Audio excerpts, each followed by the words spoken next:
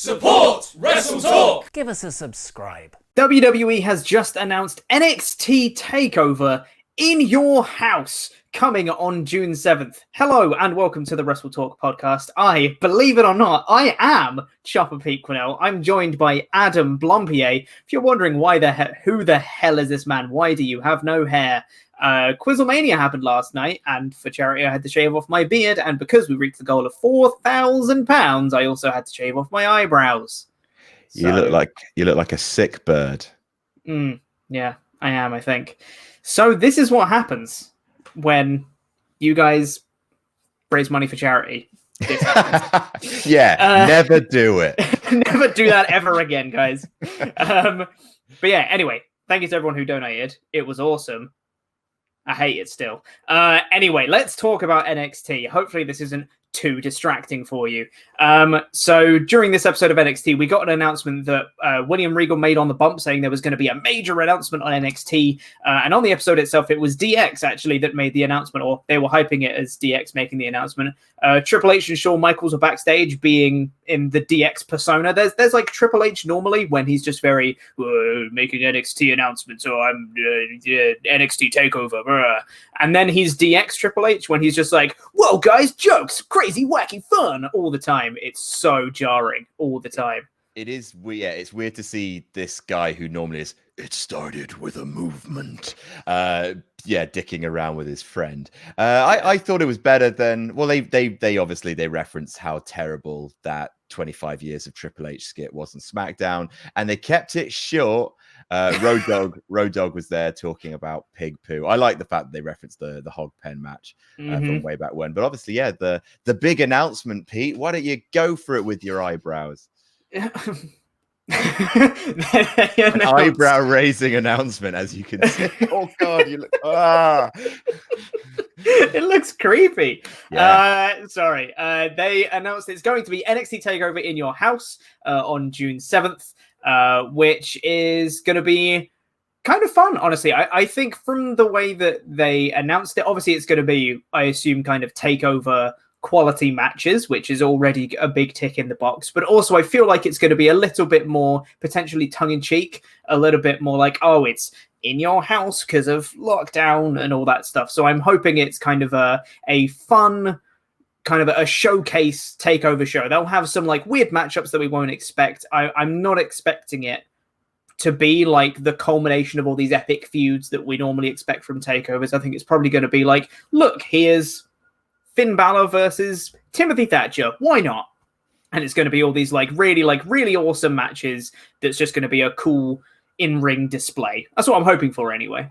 Well, like it's super weird branding when you see it. Like the more you look at it, it's just like how, yeah, like you say, it's very fun, family friendly. The new generation colors, which is like, it's weird because you also look at the background. That's what NXT normally is, and then you've got this weird little child sticker on the front because NXT is metal, right? Triple H loves his metal music. It's they get Poppy in to do like kind of scream stuff. It's like proper kind of like we are not your kind in your house. It's a little weird. I completely get it. It's 25 years since In Your House. NXT doesn't feel like that brand, and In Your House is a very family friendly style thing. It had a lot of really cool things happen because obviously it went into the Attitude Era. The last In Your House was in 1999, so definitely some grungy stuff happened in Your House pay-per-views, but it does, especially with the logo, carry a lot of new generation kind of doink fun.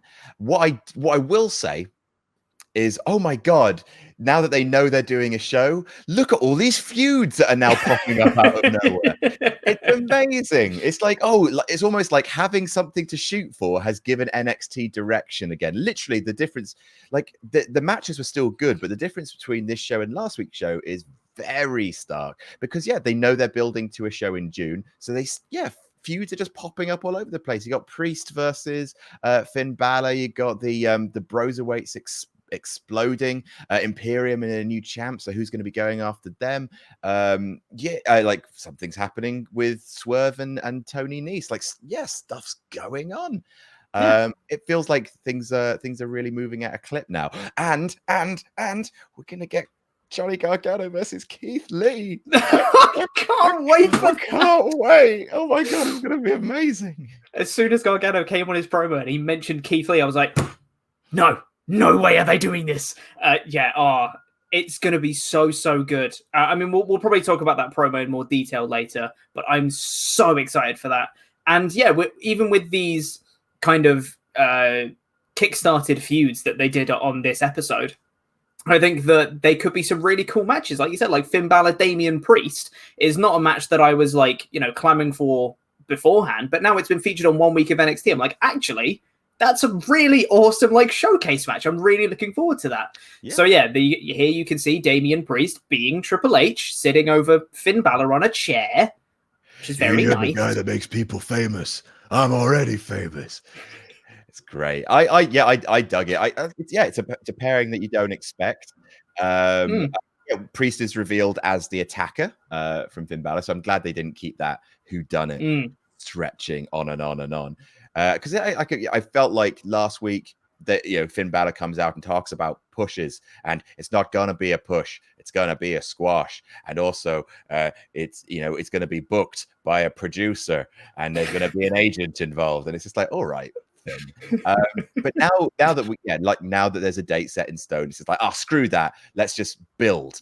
Let's get two guys hurting each other. It's great. Yeah, let's do what NXT always does, which is just build good stories for things. And they keep it really, really simple. And I think sometimes NXT can get a little bit samey with a lot of the feuds, because a lot of them are just like, I don't like you. I don't like you.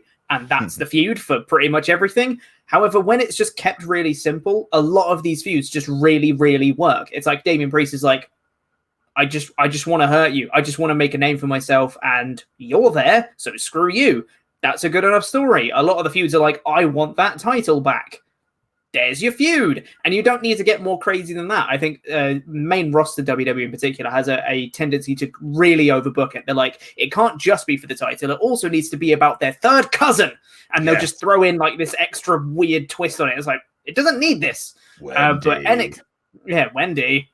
So when NXT now has a thing they're building to, and they go, right, we have this many weeks to build a story. Let's just have them not like each other. Why? For this reason. Done. And there's your story. And then they just build off that. This was back to NXT being really good at being NXT, I think, this week, which is good. I'm really glad they announced it in your house. Yes, it's done a good thing. Very much so. But let's talk about some of the other bigger talking points from the show. As you mentioned just before we actually started recording this, this really was like the Cruiserweight show. The Timothy Thatcher and Matt Riddle show anyway, whatever their team name was. The Newserweights, the kind of the Newly Bros, I think they Newly were. Bros sounds good, yeah. I think it might be that. They kicked off the show defending their NXT Tag Team Championships against Imperium, and due to some miscommunication, Tim Thatcher was constantly calling for the tag. Matt Riddle didn't make it in time, but then he monkey flipped Marcel Bartel into Timothy Thatcher, who was standing on the apron waiting for the tag. Thatcher went out on the floor and was an upset boy about it.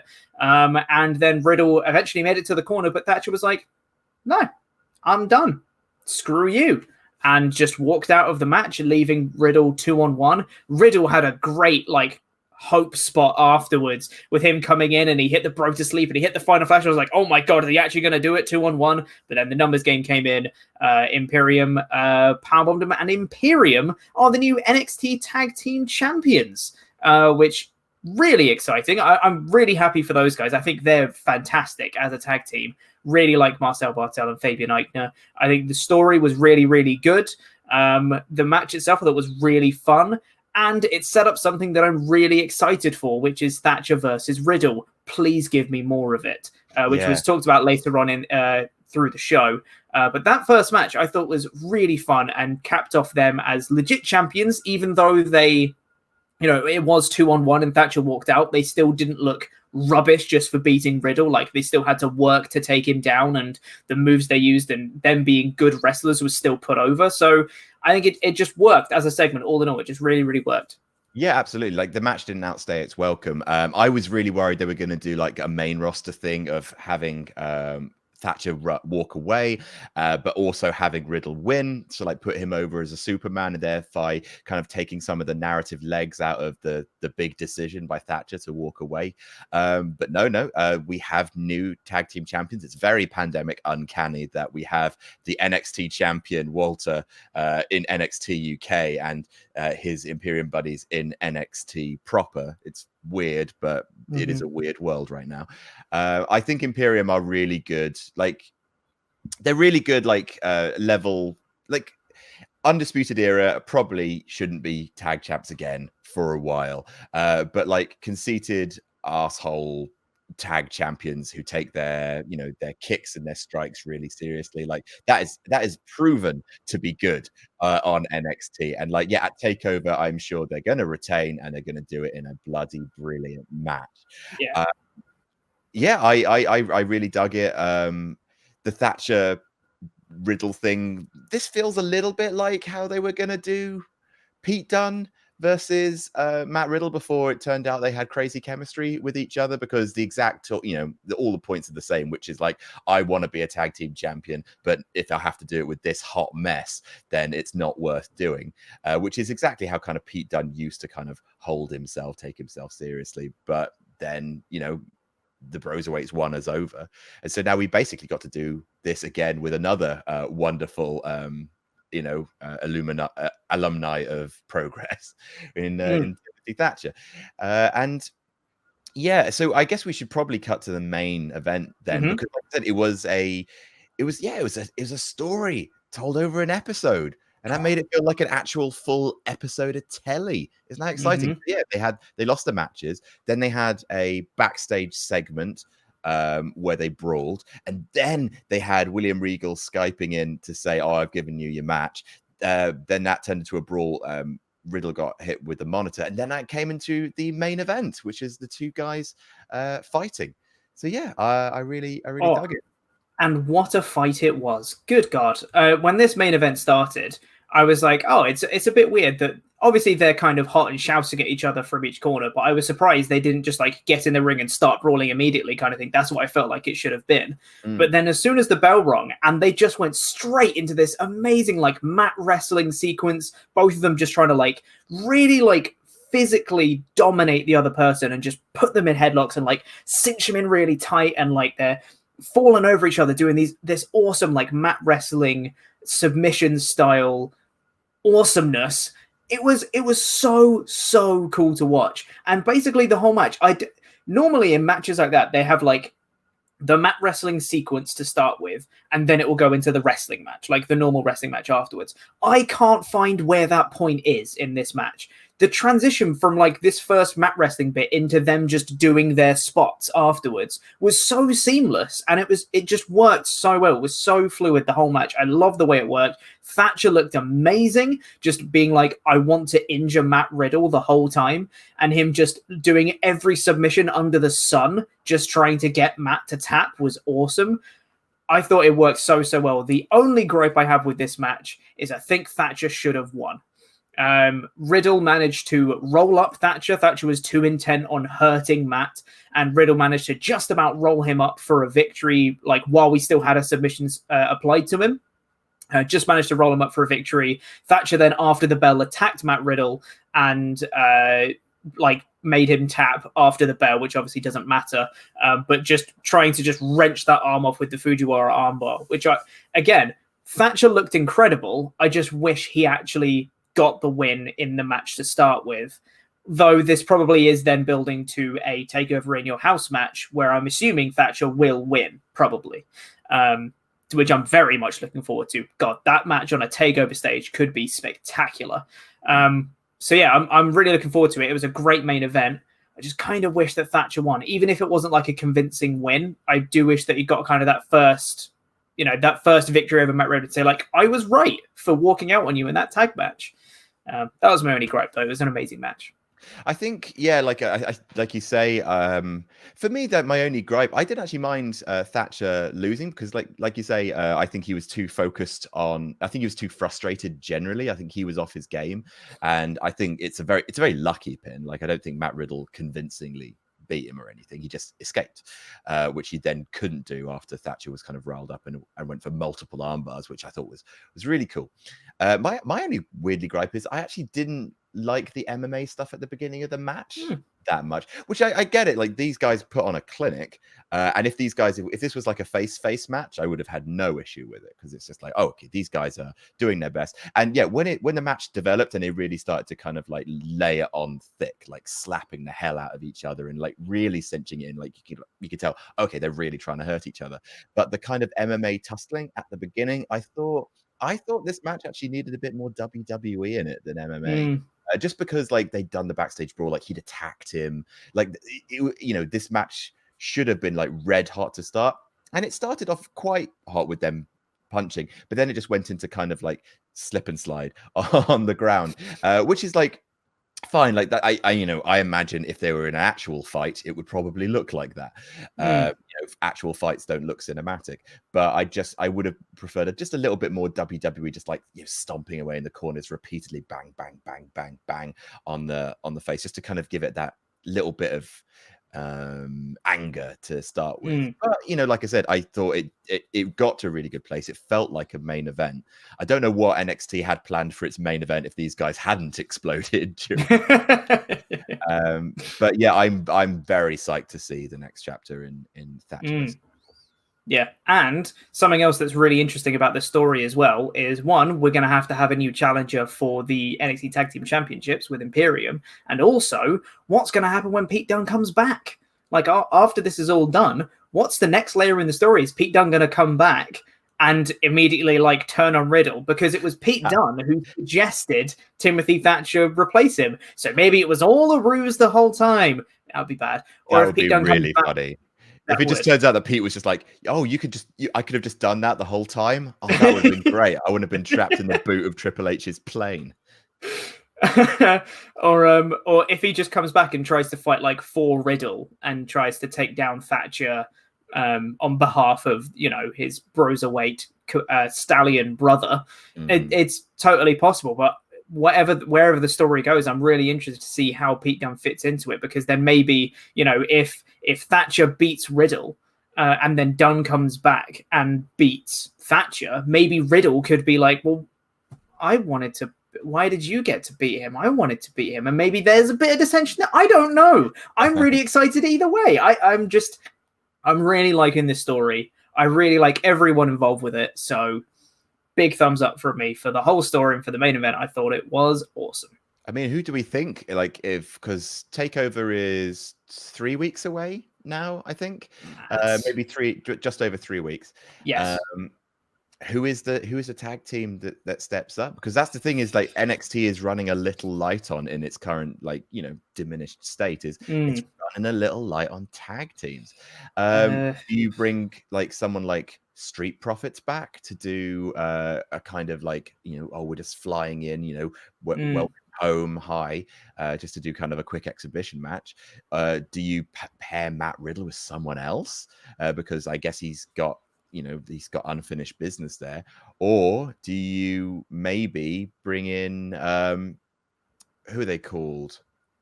It's like someone that's is Danny Burch in NXT UK, or is he? No, I think he's around. I think he's been on Raws and stuff. I want to say Lorcan and Burch was going to be my shout.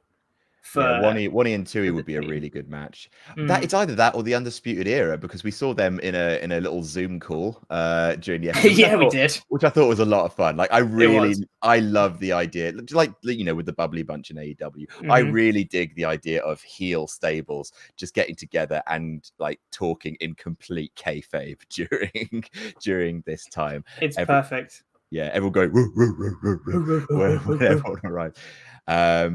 And just like talking about how just like crap talking all of their colleagues. I thought that was really fun. So it could be them, but it does feel like maybe time to distance Undisputed Era from the tag belts for a little bit. I'd say so, yeah. And if they do have the match, they definitely shouldn't win. But and maybe it's just some sort of Franken team. Maybe it's like a combination of people out of the interim cruiserweight tournament or something like that, and they just grab two of those guys and just say, "Be a team for them to face for now." I don't know. I mean, pretty much, if you take any two people out of that, they're probably going to be a good team anyway, because NXT just has that much talent. So yeah, maybe they'll just find a Franken team for now. But either way, I'm looking forward to Imperium as champs. They could take the people who do like kind of the second and third best out of the cruiserweight tournament, perhaps, and be just like, well, you did almost as well as each other, which is the tournament's getting interesting. They finally addressed the idea of what happens if people get the same score as each other, that you get a tie and then you have to settle that tie, which is the last little wrinkle that was missing. And we saw some really interesting, we saw some good old WWE tournament style booking. I do love a WWE tournament with Swerve talk some trash in quite a heel move, I gotta say. It's a bit of a move, Swerve, especially when people who are currently competing in the interim tournament have been released by the company to say, well, if I didn't win every match, I would have to quit wrestling. It's like, okay, mate. Bit much. Yeah, so Swerve, the better of the two matches, I think, just because of the story involved, was Tony Nese in the first match lost to Jake Atlas, so he's 0-3. Swerve talked some trash, and then before Swerve's match with Jack Gallagher, he got attacked by Tony Nese, and although it didn't immediately lead to the loss, which I thought it was going to, like Jack Gallagher just ran into the corner, did the drop kick, but Swerve got his foot in the ropes. It turns out, there he is. Look, the attack took place, not lying. There's that. There it is. And then, it turned out that Jack Gallagher powered through discus forearm, beat Swerve. So now it looks like we've maybe got Swerve versus Nese out of this, which is a match that, yes, I'd like to see that, a more heated version of that match. Absolutely, yeah. I really like the fact that it seemed like Swerve wasn't necessarily talking trash directly at Nese.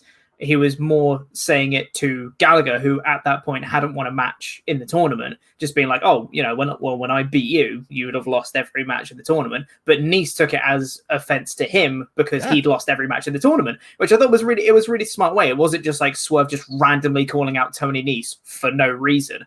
It was him just kind of talking trash to his opponent, kind of doing mind games and stuff. But Nese was like, you're kind of talking about me there at the same time. So I thought it was a cool way to set up the feud. It was a nice way to give Gallagher a win.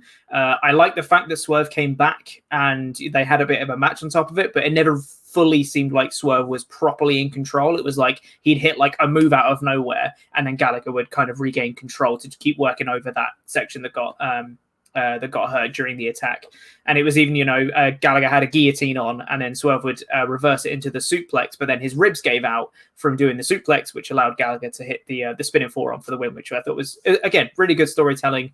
I'm liking how the tournament's shaping up, and they're addressing, like, this person's, won all these matches. This person hasn't won any matches in the tournament. What's the consequences of that? And it's like, oh, now Nese is in a feud with Swerve because of that. And, these people are going to be drawing. Drake Maverick next week is facing Kushida. Can't wait for that match, by the way. That's going to be great. So it's a really... tournaments as a whole are just great. They really need to just do more of them, because they're such an interesting dynamic between everyone that's competing, especially in this one where it's like a round robin style. It's such an interesting dynamic to have everyone kind of facing everyone and seeing who wins against who. It's like a rock, paper, scissors of, if this person beats this person, if this person beat this person, but this person beat this person. So who's the best one out of these three? It's like, it's a really interesting dynamic. I'm really liking the way they're doing it. So again, more of that, please. Big old thumbs up from me. I'm looking forward to El Hijo del Fantasma as well, seeing more of him and what that storyline's going on with him and the abductions, because who knows at this point. So with the way it's kind of racked up with points, because they got 3 weeks to do it. If Drake Maverick beats Kushida, then you got a 3-way tie at the top of Group A. I don't think they're going to do that. So I actually think that we might see Drake Maverick's story come to an end next week. Perhaps. Like I think, generally speaking, it's still a weird situation, and maybe it is better to be all done with. But obviously everyone wants him to beat Kushida, and that that's going to be a really fascinating match to watch. But if Kushida wins, then Kushida wins Group A next week. Then if, depending on the match between who is it? It's El Hijo del Fantasma versus I don't know if I wrote it down. It's going to be, I'm just going to Google the Cruiserweight tournament. It's so annoying. It's Akira Tozawa, of course. It's Tozawa, yeah, totally, yeah. So if Tozawa loses that match, then they're going to be tied 2-1, which means they may have to do a rematch to that the week after that, and then you'll have 1 week basically before TakeOver to build Kushida versus one of these guys, and like maybe get like a contract signing or something like that. So like, yeah, with In Your House, like it seems to have laid out a perfect amount of time in order to get that match happening at TakeOver. Something I've just thought of right this second, because we spoke about it earlier. Perhaps if they've got that week to build to Kushida versus this other person, perhaps they have like a like a second place type, or a third place match, sorry, and they have like Drake Maverick versus Tozawa, let's say, and during the course of that match, those two, like, they really take each other to the limit. They have this really amazing match. They're given like 20 minutes to put on an amazing match, and because of that, they're like, I really respect you. And then they form a tag team, and then they go after Imperium. It could totally happen. Damn straight. Yeah, so the Drake Maverick story could still be alive. It just might not be for the Cruiserweight Also, title. just thinking about it, like if they did do a 3-way tie in Group A, then you just have a triple threat to decide which one's going ahead. And that would be really interesting to see Drake Maverick just kind of duck and weave and just, try and stay alive in that match. But yeah, I think it's interesting. I think there's just the right amount of weeks left of NXT, so this tournament doesn't outlive its welcome, and you got a perfect blow off event for it to the finals to take place at, which is going to be really good to see. Yep. So yeah, I think we've got about 4 minutes left. So let's talk about some of the stuff that is, there's stuff bubbling over, but it's not quite as top of the card. Tegan Nox versus Indy Hartwell, who billed herself as being impressive. Which the only thing I have to say really is that, is she Pelvis Wesley from Southpaw Regional Wrestling? Because he was impressive, Pelvis Wesley. Yeah, she started the match by telling Tegan Nox, "You're not impressive," and then Tegan won with the shiniest wizard, and that was that. Yeah. Really. So, it's just a thing to see. Give Tegan a win. Nice to see Tegan get a win. Yeah, and then also you've got who else? Oh, Cameron Grimes beating Finn Balor, which is good for Cameron Grimes, and yeah, obviously that sets up Priest, and then you've got. That's right. It was Caden Carter versus Aaliyah, with going this bizarre story of just like Aaliyah's real bad, I guess. She's just not even good enough to be in Robert Stone's stable. I'm so confused as to what's happening. Like, Aaliyah in this match, Robert Stone came out because he was interested in possibly recruiting Aaliyah, I guess. Aaliyah then kind of got distracted because of that and tried to like overly wrestle to impress Robert Stone, and because of that she ended up losing. And then afterwards Robert Stone goes to turn away, she goes and grabs his wrist, and he just looks back at her, takes her wrist off, and then just walks off. It's like, like, if that, I feel bad for Aaliyah now. That's the thing, is if it's a motivator for Aaliyah, then it's good to give her finally something like actual story to invest in. It's just so it's a weird way to start, just like, Aaliyah, she's bad, huh? Look how bad she is. And I guess finally the thing to talk about would be the Gargano dinner, which I actually dug this promo. Like, Johnny Gargano and to some extent actually as well Candice LeRae have a slightly too labored promo style, where it's just like, we've written these really cool lines and we're going to say these really cool lines in a really cool way, and it feels quite scripted. But actually in this, with the way they did it with like the horror movie filter, turning to the camera and doing this kind of like slightly laggy, like they're on a bad kind of Google Meets call, I actually thought that was fun. Like, before when Johnny Gargano would do like promos like this, it's just like, oh, he's trying a bit too hard to sound cool. But when he's doing it as a heel, it makes sense because he's trying to sound cool with his cool wife at their cool dinner table with a jock strap on the dinner table, the least appetizing bit of sports equipment in the world. During this dinner, I mean, there was no way I was not going to like a promo that sets up Keith Lee versus Johnny Gargano. Yeah, exactly. I thought this was great. And I wasn't a huge fan of the first time they tried this, just because like I was kind of on board with it, but like the weird like horror transitions I thought didn't match what they were saying. They came at weird times and it didn't quite fit. This one I thought was much more deliberate. It was like those two having a conversation. As soon as they look at the camera, that's when the horror transitions cut in, and that's when they start getting a little bit creepy. And then it just cuts back to them just talking. I thought it was really cool showing clips from Gargano versus Dijak and him just pointing out, being like, "Look how great I am. He's rubbish. I'm great." I thought that was really funny. Candice LeRae setting up a feud with Mia Yim as well, which should be honestly pretty good. And she's totally right as well. Candice LeRae's just like, Mia Yim keeps losing and she keeps being in high profile matches. Why? Why aren't I? And I was like, you know what? You're right, Candice.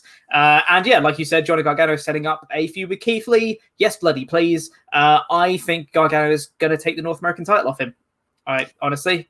If that pushes Keith to get the big one, then I'm all for it. Yeah, I think that's a really good position for heel Gargano to kind of cement him. He can get a championship without having to be in that kind of main event NXT championship picture again, because he's so synonymous with that title picture now with him and Ciampa. It's a good title for him to go for to cement this new character. And it allows Keith Lee to be a bit more free, I think. He's had the title. He's had a good run with it. He's defended it quite a lot. And, he's defended it in triple threats. He's defended it against Priest and Dijak and Cameron Grimes and people like that. It's got some really good wins under his belt. So if he loses it against Gargano at this takeover, potentially, I wouldn't be too mad with that at all. Like you said, especially if it sends Keith further up the card, I'm all for it. It's Keith's time.